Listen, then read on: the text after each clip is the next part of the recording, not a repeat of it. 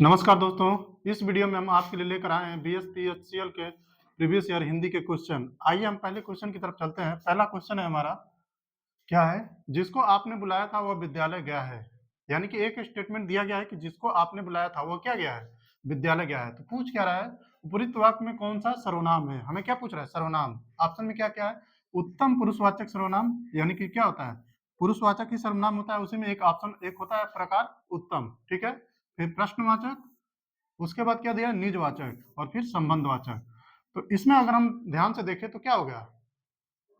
प्रश्नवाचक, यानी कि कहीं तो प्रश्न की अगर प्रश्नवाचक रहता तो क्या होता? यहाँ पे भी प्रश्न रहता, तो उसका तो सीधे चला गया। निजवाचक, निजवाचक में यानी कि अपनेपन की, इस वाक्य में क्या है? अपनेपन की बात नहीं की गई है, तो ये क्या होगा? ये भी गलत हो जाएगा। ठीक है। उत्तम पुरुषवाचक, ठीक है, इसमें किसी विशेष का, उत्तम का मतलब होता है श्रेष्ठ, उसका किसी क्या उल्लेख नहीं किया गया है। यानी कि जिसको बुलाया है वही विद्यालय गया है, यानी कि उस व्यक्ति का संबंध है इससे और इससे, दोनों से। ठीक है, जो जिसको बुलाया गया वही गया है, तो इसमें क्या हो जाएगा? हमारा ऑप्शन डी हो जाएगा, संबंधवाचक सर्वनाम। आते हैं दूसरे क्वेश्चन की तरफ। लिखा है कि पेड़ कौन सा शब्द है? तो पेड़ क्या क्या है? तद्भव, तत्सम, विदेशी और देशज। विदेशी यानी कि जो फॉरेन मतलब लैंग्वेज से लिया गया है, विदेशी भाषाओं से। देशज यानी कि यहाँ की बोलचाल के भाषा में जो यूज होता है। ठीक है, और तद्भव, तत्सम, तद्भव यानी कि क्या हो? जो भी तत्सम शब्द है उसमें अगर कुछ तोड़ मरोड़ कर दिया जाए तो उसको क्या हो जाएगा? तद्भव शब्द हो जाएगा। ठीक है, तत्सम वो शब्द होते हैं जो हिंदी में डायरेक्ट संस्कृत भाषा से लिए गए हैं, तो क्या हो गए? तत्सम शब्द। तो इसमें देखा जाए तो पेड़ क्या है? देशज भी हो सकता है, लेकिन सबसे अप्रोप्रिएट आंसर क्या हो जाएगा? तद्भव। ठीक है, पेड़ कौन सा शब्द है? तद्भव, क्योंकि उसका क्या होगा? बट मतलब वृक्ष होता है। यमुना की सही परिभाषा निम्नलिखित में से कौन है? यानी कि चार ऑप्शन दे दिया गया है, उसमें पूछ रहा है कि यमुना का क्या है? सबसे सही परिभाषी कौन सा है? तो यमुना का परिभाषी क्या होता है? सूर्य। सूर्य की पुत्री क्या मानते हैं? यमुना। ठीक है, तो सूर्य का क्या होता है? अर्क होता है, रवि भी होता है। तो सुता यानी कि पुत्री, तनया भी पुत्री होता है। कालिंदी भी किसका है परिभाषी? यमुना का है। तो सूर्य सुता हो जाएगा, रवि तनया हो जाएगा, ये क्या हो जाएगा? यमुना का परिभाषी। तो ऑप्शन क्या हो जाएगा? सी हमारा राइट आंसर हो जाएगा।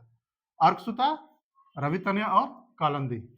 नेक्स्ट क्वेश्चन है, लिखा है रिक्त स्थान की पूर्ति कीजिए। यानी कि एक स्टेटमेंट दे दिया गया है, ठीक है, और इसमें क्या है? एक तो ब्लैंक स्पेस है, और उसे हमें क्या करना है? फिल करना है। लिखा है साहित्य और संस्कृति क्या है? संबंध है। यानी कि साहित्य और संस्कृति का संबंध है। कैसा है? ऑप्शन में है अभिन्न, अटूट, घोर और घनघोर। तो दिया है साहित्य और संस्कृति, यानी कि साहित्य हमेशा क्या है?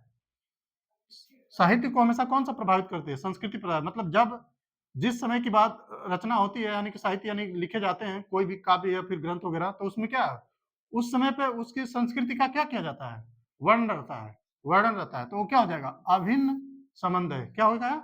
अभिन्न संबंध हो जाएगा। साहित्य और संस्कृत का अभिन्न संबंध हो जाएगा, क्योंकि साहित्य एक दूसरे को क्या करते हैं? प्रभावित करते हैं। नेक्स्ट क्वेश्चन पे आते हैं।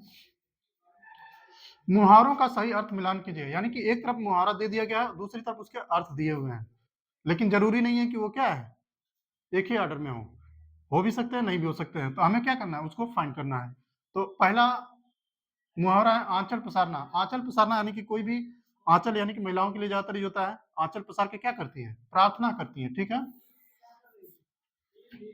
तो पहला ऑप्शन सीधे सीधे है ए का, फर्स्ट का ए। उड़ती चिड़िया पहचानना, यानी कि मन की बात जान लेना, ये भी ठीक है, सीधे सीधे है।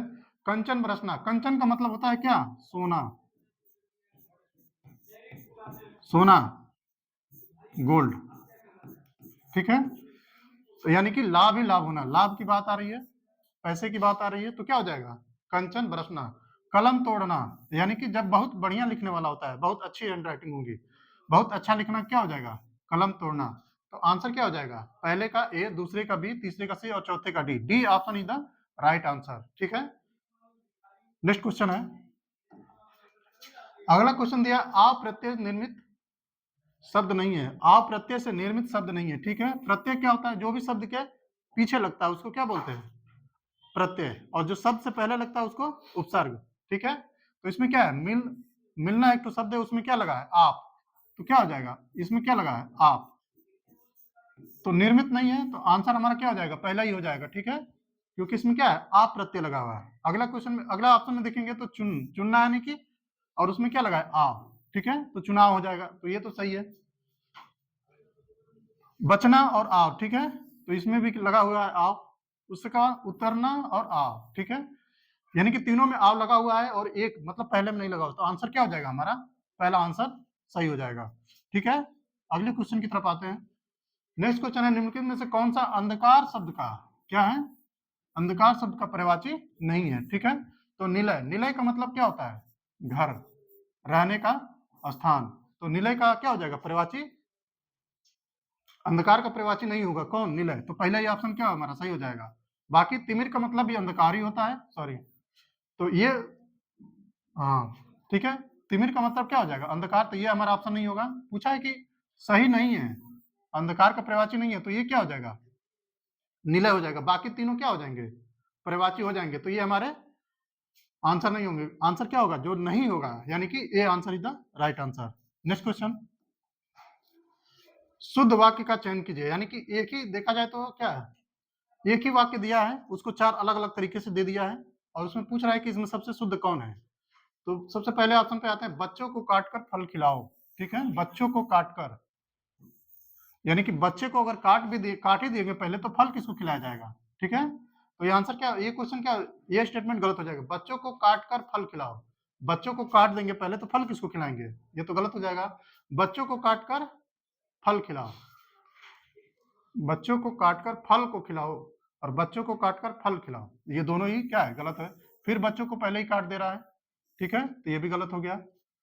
शुद्ध का चयन करना हमें, ठीक है, बच्चों को फल काट कर खिलाना है, फल को काट कर खिलाना है किसको, बच्चों को। ठीक है, बच्चों को खिलाना है क्या, फल काट कर, तो ये क्या हो जाएगा, सही हो जाएगा, सी द राइट आंसर लिखा है। चौथा में क्या है, फल बच्चों को, फिर बच्चों को काट दे रहा है, ठीक है, तो ये भी क्या हो जाएगा, गलत हो जाएगा, तो आंसर क्या हो जाएगा इसमें, C is the right answer. Next question है, लिखा है बेकार आदमी व्यर्थ के काम करता है, यानी कि आदमी खाली पड़ा है, कोई काम नहीं है, तो व्यर्थ का काम कर रहा है, लिखा है। अर्थ का लोकोक्ति से संबंधित है, यानी कि ये अर्थ दिया हुआ है और पूछ रहा है कि इससे संबंधित लोकोक्ति चार ऑप्शन में से दी हुई है, कौन सा है। लिखा है कहने से धोबी गधे पर नहीं चढ़ता, पहला है कहने से धोबी गधे पर नहीं चढ़ता है, यानी कि जब उसका मन होता है तभी चढ़ता है, तो इसका सीधे सीधे ऑप्शन ये होगा कि क्या होगा, कि आप किसी को कोई भी काम कहें, लेकिन जब उसका मन होता है तभी करता है, वो अपने मन से काम करता है। अंधा बाटे रेवड़ी फिर अपनों को दे, अंधा बाटे रेवड़ी फिर अपनों को दे, इसका क्या हो जाएगा, मतलब यह है कि अगर कोई भी व्यक्ति अगर सही पोजीशन पे है या उच्च स्थान पे है, तो वो क्या करता है, अपने स्थान का फायदा अपने ही लोगों को देता है, अपने संबंधियों मित्रों को देता है, यानी कि एक तरह से न्याय की बात नहीं हो पाती है, तो उसका क्या हो जाएगा, अंधा बाटे रेवड़ी फिर अपनों को दे। अंधे के हाथ बटेर लगना की मतलब है, अंधे के हाथ खजाने लगने की बात हो रही है। खाली बनिया क्या करे, इस कोठी के धान उस कोठी में धरे, तो ये क्या हो जाएगा, बेकार का काम हो जाएगा, यानी कि एक व्यक्ति खाली है, तो क्या मान लीजिए कि एक कोठी है, इसमें से डाल रहा है इसमें, और फिर इसमें डाल रहा है इसमें, तो ये क्या है, बेकार का काम है, कोई काम नहीं हो रहा है यहाँ पे, तो आंसर क्या हो जाएगा, D, D is the right answer. Next question है, शब्दों के उनके विलोम से मिलाइए। ठीक है, मतलब एक तरफ शब्द है, उसके दूसरी तरफ उसकी क्या है, विलोम शब्द दिया है, तो उनसे हमें मैच करना है। तो देखा है कि पहला दिया है स्थूल, स्थूल का क्या हो जाएगा, सूक्ष्म। ठीक है, स्त्रोहासिक्त, स्त्रोहारिक्त दिया जाएगा, देखा जाए तो इसमें क्या है, इतना वर्ड सेम है। ठीक है, यहाँ सिक्त यानी कि उससे जुड़ा हुआ, रिक्त का मतलब खाली, तो सीधे से ये दिया, इसका क्या हो जाएगा, विलोम इसका ए हो जाएगा।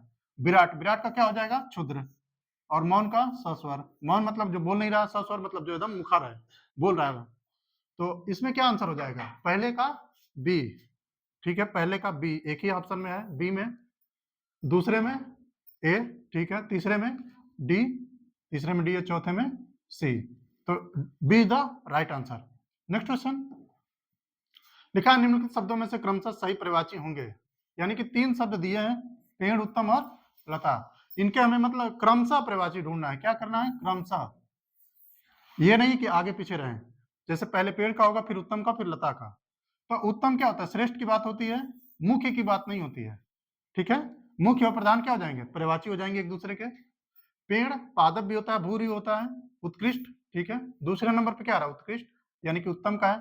वल्ली का मतलब लता। लता क्या होती है? लता पौधा ही होता है जिसमें क्या होता है, ऐसे जमीन पे रेंगते हुए रहेगा, या फिर पेड़ रहेगी तो उसमें ऐसे ऐसे रहेगा, चढ़ा रहेगा, ठीक है, तो उसको क्या बोलेंगे? लता। वो भी एक प्रकार का पौधा ही है। तो भूरू यानी कि पेड़ की बात करते हैं, तो ऑप्शन क्या हो जाएगा? C is the right answer. Next question है,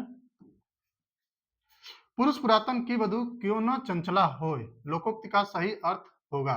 यानी कि एक लोकोक्ति पहले दी गई है, उसके अर्थ 4 दिए हुए हैं, लेकिन उनमें से एक सही है, उसी को फाइंड करना है। पुरुष पुरातन की वधु क्यों न चंचला होए, ठीक है, तो इसका मतलब क्या है? इसका मतलब सीधे सीधे है कि मूर्ख व्यक्ति क्या समझता है? लक्ष्मी को ही अपना मान के चलता है, यानी कि धन तो है नहीं उसके पास, लेकिन फिर भी अपने मान को चलता है, तो उससे क्या होगा? उसको आने वाले समय में क्या होगी? तकलीफ होगी, दिक्कत होगी। तो इससे क्या होता है? धन दौलत किसी के पास नहीं टिकता है। यानी कि अगर आप धन दौलत को अगर सही से उसका यूटिलाइज नहीं करेंगे, रख रखाव नहीं करेंगे, कैसे कहाँ कैसे यूज करना है, तो उससे क्या होगा? भविष्य में आपको क्या होगी? उससे दिक्कत होगी, क्योंकि जब आपको जरूरत पड़ेगी आपके पास रहेगा नहीं, आप अपनी जरूरत की चीजें लेने उपलब्ध नहीं करा पाएंगे अपने पास। तो आंसर क्या हो जाएगा? See the right answer. Next question है, अगला क्वेश्चन है, लिंग की दृष्टि से चित्र, चित्र का क्या है? मतलब लिंग की दृष्टि से चित्र क्या है?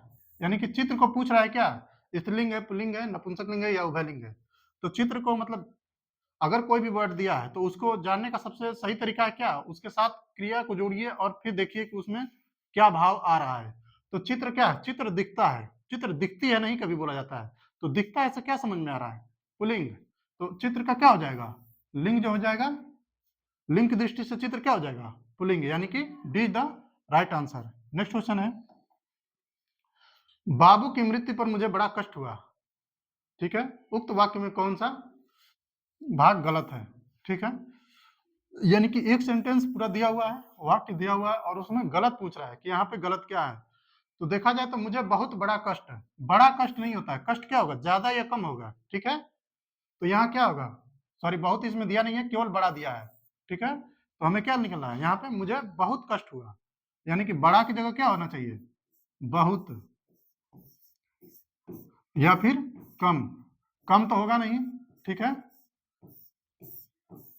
कोई अपना जो सगा संबंधी अगर डेथ हुई है तो उसमें क्या होगा? दुखी होगा, और ज्यादा से ज्यादा होगा, ठीक है। तो आंसर क्या हो जाएगा? ये इज द राइट आंसर।